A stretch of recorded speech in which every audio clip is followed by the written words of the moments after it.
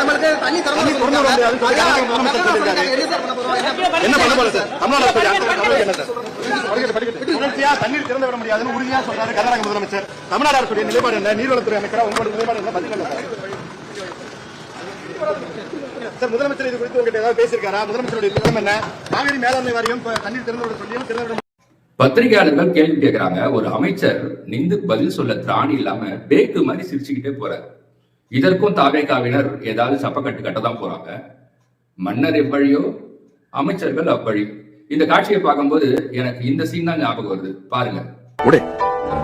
இதுல ஜெயிச்சு என்ன பண்ண போறோம்? ஜெயிக்க வேண்டிய விஷயத்திலே தோத்துட்டு உட்காந்துக்கிறோம். பதில் தெரியாதவங்க கேள்வி கேட்டா கூட தேடி பிடிச்சி ஏதாவது தப்பாவது பதில் சொல்லுவான். எனக்கு கேள்வியே தெரியாதே. நான் யாரு? வெறும் டுபாக்கூர். இதுல இவராது டுபாக்கூர்னு ஒத்துக்கிட்டாரு. ஆனா இவங்க ஒத்துப்பாங்களா?